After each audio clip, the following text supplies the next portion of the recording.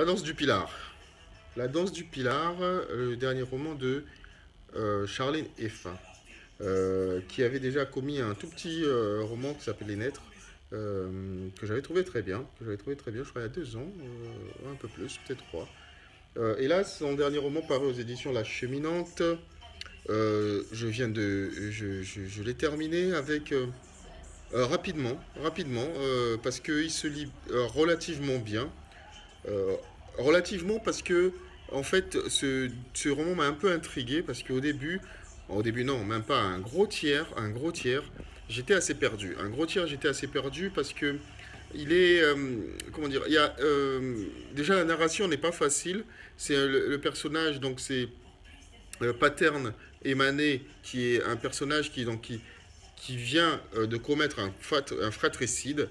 On a vraiment une dizaine de pages où c'est dépressif, c'est quelqu'un qui se morfond,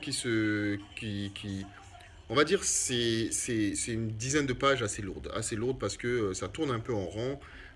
C'est quelqu'un qui se sent coupable et qui culpabilise évidemment, qui pleurniche, qui est larmoie. Donc c'est bien écrit, c'est très, je dirais même, vraiment travaillé. L'écriture, elle est vraiment travaillée. Je l'ai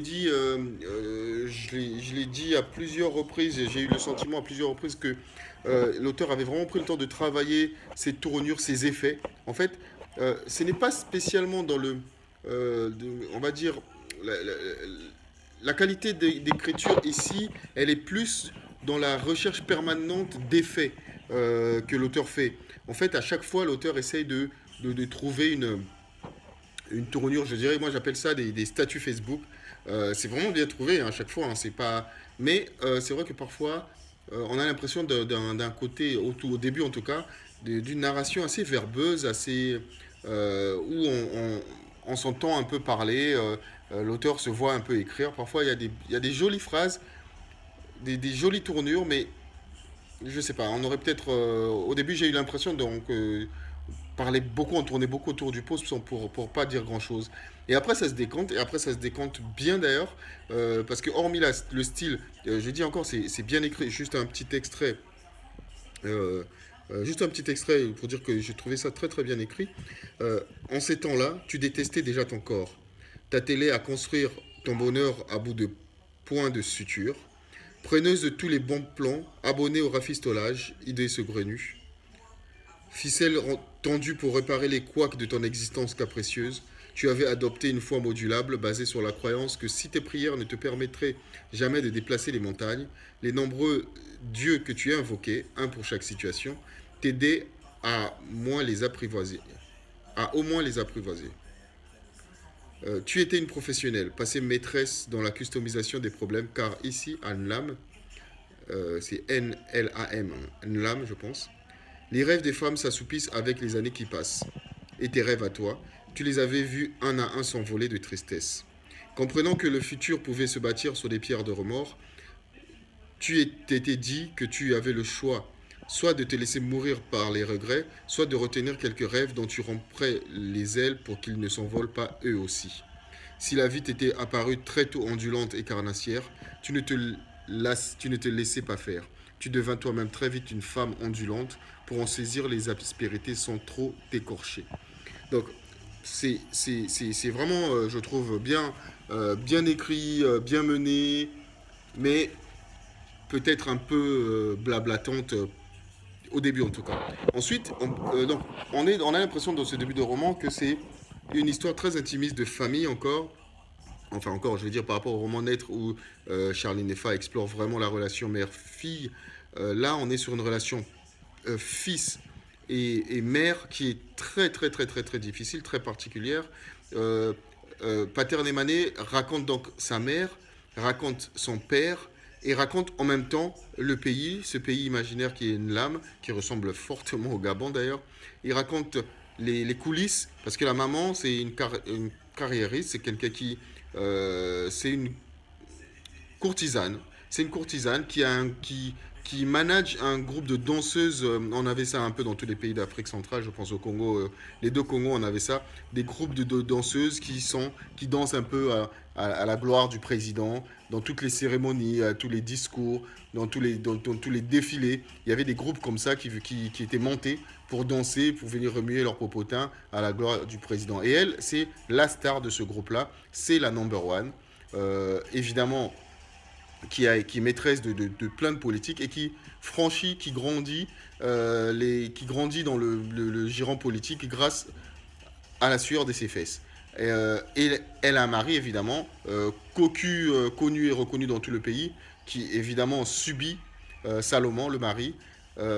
Et là, donc, au départ, on se dit, bon, c'est une histoire un peu intimiste, où on en profite pour à peine toucher les questions politiques dans ce pays.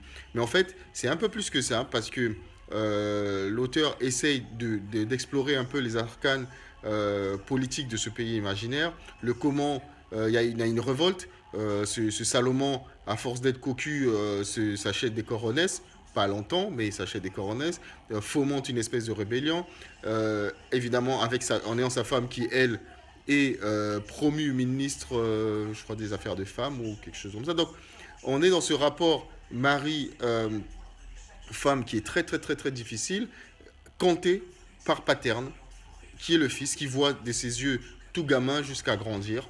Donc en fait, plus on avance, plus on est toujours dans ce mélange entre l'intimiste, le questionnement intimiste de la famille et le rapport politique et bon, quelque part, la question politique est un peu un outil. Je dirais c'est simplement un outil, un prétexte pour camper l'histoire de cette famille-là, qui se déchire évidemment sur fond d'une intrigue politique. Je trouve que l'histoire, elle est bien. Elle est vraiment bien menée, je trouve. Après, je dirais les 60-70 premières pages où j'ai eu un peu de mal, où on se perd un peu, où il y a beaucoup de personnages, et la narration n'aide pas, parce que la narration de Paterne est parfois un peu confuse, un peu fouillie. Mais ensuite, ça se décante un peu, ça s'ouvre, et honnêtement, on se retrouve accroché. On se retrouve accroché de cette intrigue, on veut savoir ce qui se passe. C'est évidemment plein de drames, de cliffhangers, des retournements de situation, des choses qu'on n'avait pas prévues.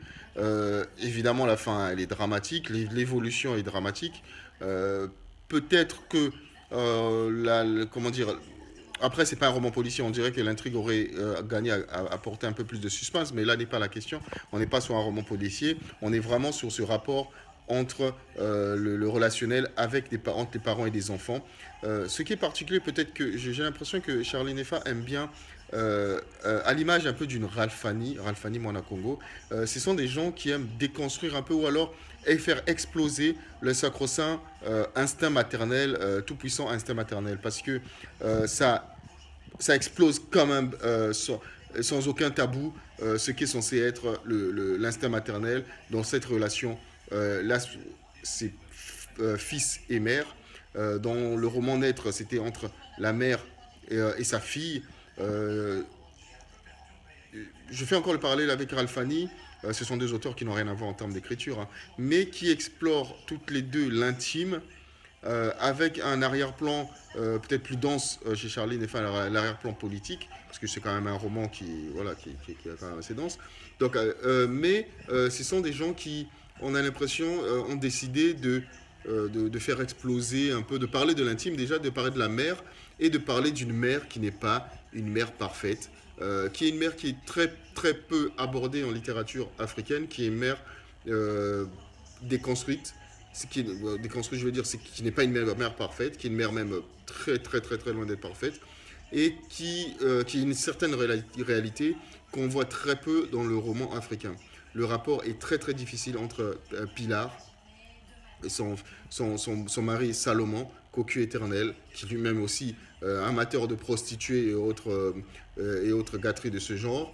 Le fils Paterne, le fils aîné qui subit, qui psychologiquement prend un coup sans qu'on vraiment on se rende compte. Et évidemment, au milieu de tout ça, le fils Jacob, fils de la maîtresse, que Pilar est obligée d'adopter. Et là rentrent évidemment les questions de la marâtre, éduquée par quelqu'un qui n'est pas ta mère.